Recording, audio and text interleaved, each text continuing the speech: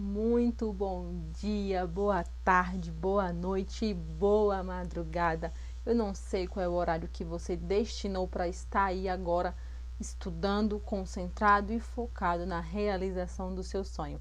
O que eu sei é que eu estou aqui para te ajudar a alcançar esse objetivo, atingir a meta e conquistar a tão sonhada farda. Se você ainda não me conhece, caiu de paraquedas nesse canal. Meu nome é Franciele Marinho. Sou soldado da Polícia Militar do Estado de Santa Catarina. Estou aqui para ajudar você a conquistar a sua aprovação. Já pega o teu café bisurado e vamos começar mais uma aula de Direito Constitucional. Hoje a gente vai dar continuidade ainda ao artigo 5º. Vamos tentar terminar esse artigo 5º antes que ele acabe com a gente. Porque o artigozinho longo, viu? Bens a Deus. Esse que ele vem mesmo para matar. E não tem jeito, não tem para onde correr. Cai em toda prova, tem que ser estudado, tem que ser revisado, tem que ser sugado, secado, estagnado, sem espaço para dúvidas. Olha só, a gente vai continuar aqui no direito à privacidade e à preservação da honra, tá? Então, a gente vai entrar nesse próximo tópico, que já começa falando que são invioláveis a intimidade, a vida privada, a honra e a imagem das pessoas, assegurando-lhes o direito à indenização pelo dano material e moral. Aqui a gente tem que ter algumas observações. Franciele, como que são invioláveis a intimidade e a vida privada, a honra e a imagem das pessoas? Se tá tendo bem aqui agora, acontecendo atualmente o Big Brother Brasil, onde as pessoas estão sendo filmadas 24 horas e o que elas não estão tendo aqui é intimidade e vida privada preservada. Lembra que eu falei para vocês que os direitos, eles não são absolutos, eles são relativos, imperam sobre o direito as cláusulas, normas, incisos, artigos, alíneas da nossa Constituição Federal, o princípio da relatividade. Eles não são absolutos. Quando a mulher vai entrar no Big Brother, ela assina um termo dizendo o quê? Que abre mão dos seus direitos por aquele período de tempo. Então, fiquem atentos a isso. Não significa que o fato delas abrirem mão do direito, elas abriram mão do direito para sempre. Quando acabar o jogo, elas não vão ter que ter uma câmera 24 horas dentro da casa dela filmando o que elas fazem o tempo inteiro. Então, elas voltam a ter, né, o direito à vida privada e à intimidade, sim. A gente tem que ter aqui também uma observação em relação ao dano estético, tá? Já foi assegurado, sim, pelos tribunais superiores que a Constituição Federal não fala, mas tem a previsão do dano estético também, certo? Você vai fazer um procedimento estético, você sai com outra cara, você sai com cicatrizes enormes, já aconteceu e acontece com muita frequência isso. Então, é assegurado também por associação o dano estético, tá bom? Pessoa jurídica pode sofrer dano moral? E aí, o que é que você me diz? Sim, pessoa jurídica pode sim sofrer dano moral, né? Agora, a gente tem que colocar uma observação, tá?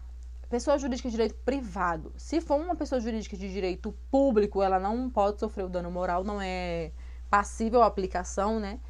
Só que teve um caso do INSS, acho que 2009, que teve uma funcionária que roubou muito, fez um desvio enorme do INSS.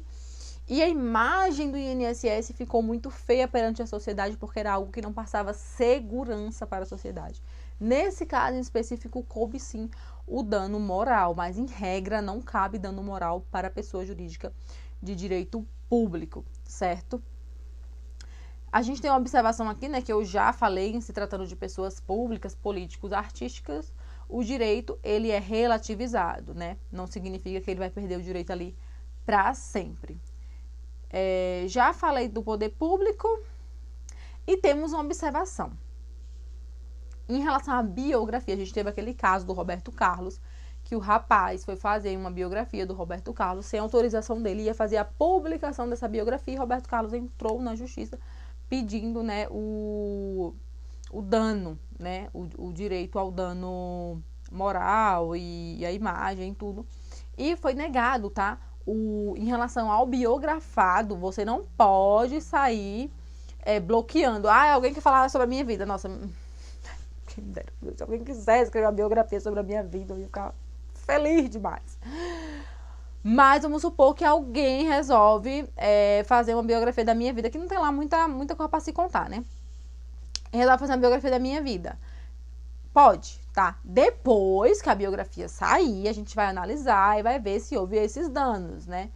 Mas eu não posso censurar o ato da biografia ser publicada antes de ver se teve. Se tiver esses danos, claro que a pessoa vai ser responsabilizada, tá bom? Mas a biografia sem o consentimento do biografado é permitida, sim, determinado pelo STF.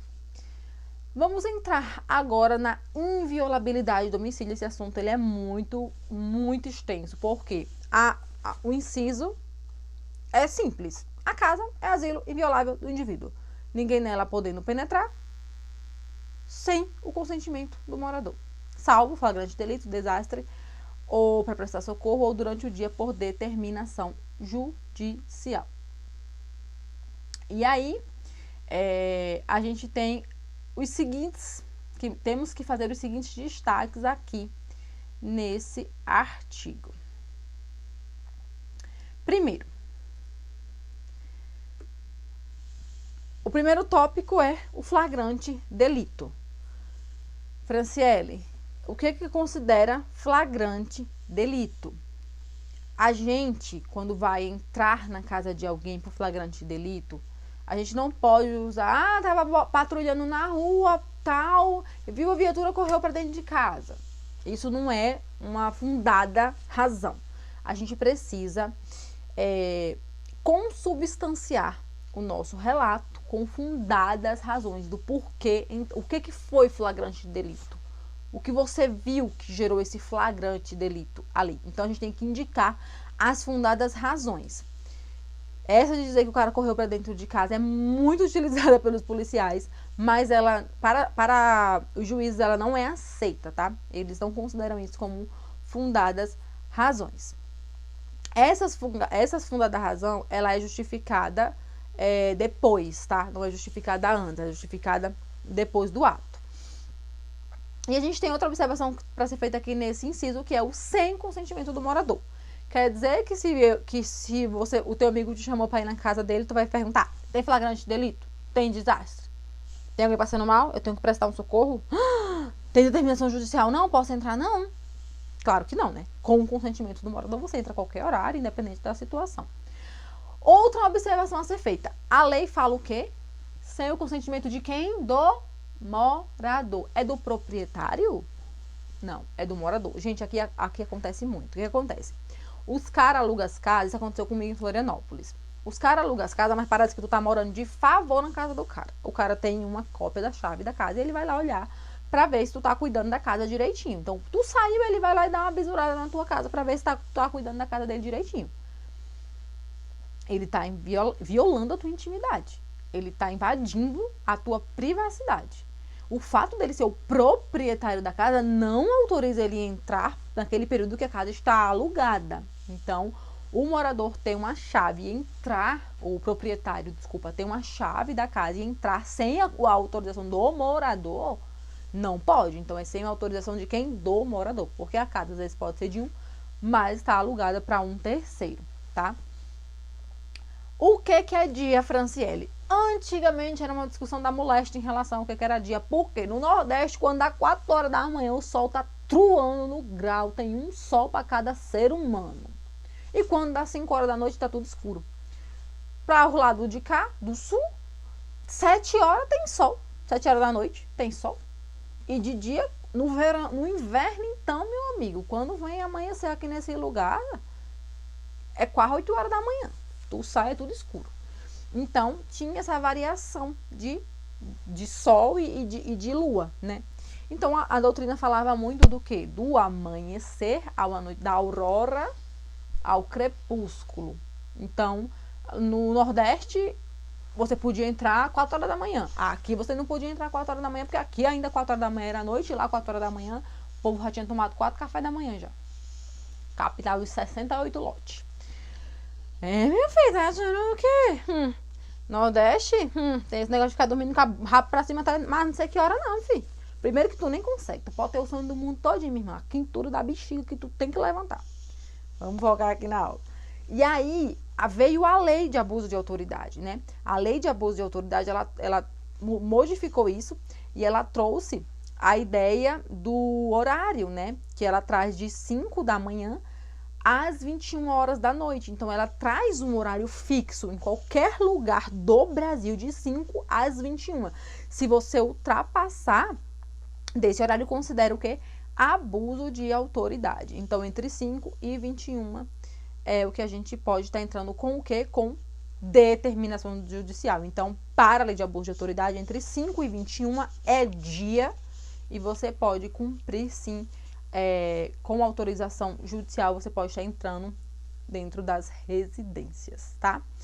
A gente tem que colocar aqui a observação do seguinte: durante o dia, por determinação judicial, enfatizem isso, porque a banca vai tentar confundir para você, vai falar que a casa é asilo inviolável do indivíduo, ninguém nela podendo penetrar sem o consentimento do numerador, salvo em caso de flagrante delito, desastre, ou para prestar socorro ou em qualquer horário por determinação judicial. Você leu rápido ali, você não bateu, vai com calma, vai devagar e vai circulando as observações, tá?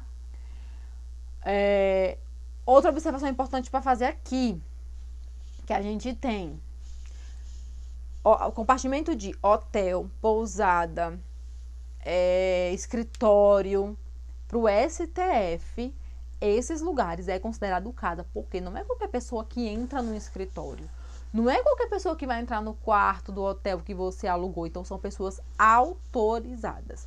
Diferentemente da boleia de caminhão. Boleia de caminhão para o STF não é casa. Eu sei que tem um monte de caminhoneiro que mora dentro dos caminhões, das boleias de caminhão, mas para o STF não é casa. Já foi pego muitas vezes armas e drogas dentro de boleia de caminhão e eles afirmam que era casa e que a polícia não podia ter feito a revista ali, a busca, mas o STF já derrubou isso, já considerou que boleia de caminhão não é casa, tá? Casa desabitada. A casa está desabitada. Eu preciso de autorização judicial? Não. Você pode meter o pé na porta e entrar. Cuidado, tá? Para não achar que a casa está desabitada, quando chega lá tem um doido morando lá dentro. Então, muito cuidado nesses casos, tá? Eu acho que a parte de inviolabilidade de domicílio era isso. E agora a gente vai entrar em inviolabilidade das comunicações. Olha só, esse artigo ele é muito perigoso. Eu trouxe até aqui na íntegra para eu ler para vocês como ele nos induz ao erro. O próprio artigo da Constituição induz a gente ao erro. Olha só o que o artigo fala. É inviolável o sigilo das correspondências e das comunicações telegráficas e de dado e das comunicações telefônicas, salvo no último caso por ordem judicial. Não dá a entender que é inviolável o sigilo das comunicações e das comunicações telegráficas é inviolável, salvo das comunicações telefônicas. Então, das comunicações telefônicas pode violar. Quando você lê isso aqui de uma batida assim, você tende a entender isso. Então, muito cuidado, vamos com bastante calma que eu vou bater isso aqui com vocês agora. Prestem atenção. É inviolável o sigilo das correspondências e das comunicações telegráficas de dados e das comunicações telefônicas. No último caso das comunicações telefônicas, então escreve assim, circula esse inciso, escreve assim, ó. No último caso, que é o das comunicações telefônicas, ela não pode ser violada de jeito nenhum. Ela pode ser por ordem judicial, tá? Então, eu vou ter uma determinação judicial, que é o caso das comunicações telefônicas, eu estou falando das escutas telefônicas, dos grampos. Então, vamos fazer uma primeira diferença aqui. O que seria, qual é a diferença de comunicação, sigilo das correspondências, comunicações telefônicas e dados? Sigilo das correspondências a gente já sabe, né? A correspondência, por exemplo, do preso, ela é violada? Ela é violada, então a gente tem uma inviolabilidade de correspondência. No caso dos correios, alguns objetos eles abrem sim, porque senão o tráfico de drogas pelo correio seria livre, né? Então, eles abrem, eles violam algumas correspondências, sim. E a correspondência de dados seria o extrato, tá? Os dados são um extrato para saber para quem que a pessoa ligou, quanto tempo ela ficou na ligação com aquela pessoa, que é diferente de comunicação telefônica, que seria a escuta telefônica, o grampo telefônico, tá? Então, olha só. a comunicação telefônica, ela pode ser violada, tá? Então, mas a gente tem as seguintes regras. Nos outros casos, a gente não precisa dessas regras, esse é o ponto. Nos outros casos, nós não precisamos dessa regra. Somente para as comunicações telefônicas. Primeira regra, eu tenho que ter decisão judicial. Então, eu tenho que ter uma decisão, uma ordem judicial para eu estar fazendo esse. Então, primeiro, eu tenho que as comunicações telefônicas, elas, para existir o grampo telefônico, eu tenho que ter a autorização judicial. Somente o juiz pode decidir, não é o delegado de polícia. Muita atenção nisso, é o juiz. Segundo, eu tenho que as comunicações telefônicas, elas são feitas em 2 casos, tá? Muita atenção nisso. Investigação criminal, que é na fase ali do inquérito policial, na delegacia de polícia. E a segunda é que é a instrução processual penal, que aí esse processo já está na mão do judiciário. Temos algumas observações a fazer aqui. Primeiro, são as renovações sucessivas. A lei fala que a escuta telefônica, o grampo telefônico, ele vai ser feito por 15 dias, e esses 15 dias eles poderão ser renovados por igual período, ou seja, 15 dias mais 15 dias. Só que a gente já teve casos de grampos telefônicos durarem 2 anos. Imagina de 15 em 15 dias o juiz está renovando a autorização. 15 em 15 dias por 2 anos. Então, é possível sim fazer de 30 em 30 dias, sem limite de renovação. Então, renova 30 mais 30 mais 30. Sem limite de renovação, enquanto for importante para a persecução penal. Só que esse prazo de 30 mais 30 mais 30 não pode usar para justificar modelos genéricos ou baseado em motivação padronizada. Por exemplo, porque o crime é grave. O crime é grave. Não, você tem que justificar. É porque é uma organização criminosa de alta periculosidade. Não, me mostre pontos, fundamentos. Então, não pode ser genérico e tem que ser bem motivado, tá bom? A gente também tem aqui o princípio da serendipidade. Franciele, pelo amor de Deus, mãe de misericórdia divina. Tu tá falando um palavrão? Não. O princípio da serendipidade é muito interessante porque é como se fosse o crime achado. Ele significa um crime achado. Tu foi lá pra escutar, botou o telefone para escutar Joãozinho e Pedrinho. Aí Joãozinho e Pedrinho tá entregando tudo, tu tá descobrindo tudo. Tu tava procurando quem? Joãozinho e Pedrinho. Aí Joãozinho e Pedrinho falou de Luiz. Tu tava procurando Luiz? Não. Tu nem sonhava que Luiz era um criminoso. Tu nem sonhava a existência de Luiz. Sem querer, tu, bum, esbarrou e tu descobriu que tinha mais um criminoso. Tu vai ignorar isso? Meu Deus, não posso, porque eu tava investigando Luizinho e Pedrinho. Não posso falar de Luiz nesse processo, não tô lascado. Teoria da árvore envenenada, uma prova ilícita, tava no todo o processo, me lasquei, trabalhei tanto nisso aqui para jogar tudo por água abaixo. Não. O princípio da serendipidade fala que se você, por algum acaso, no meio da instrução, encontrou uma pessoa que você não estava procurando, por meio da escuta telefônica, não tem problema algum, você pode instaurar, inclusive começar investigações em relação a essa pessoa também. Falamos sobre isso. Inviolabilidade de comunicações.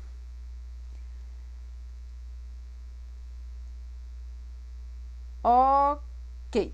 A jurisprudência admite quebra do sigilo telefônico, sim, e-mails e SMS, e admite que a quebra de sigilo das cartas dos presos, que eu já falei para vocês, pode vir com outro nome na prova, que seria a quebra do sigilo epistolar.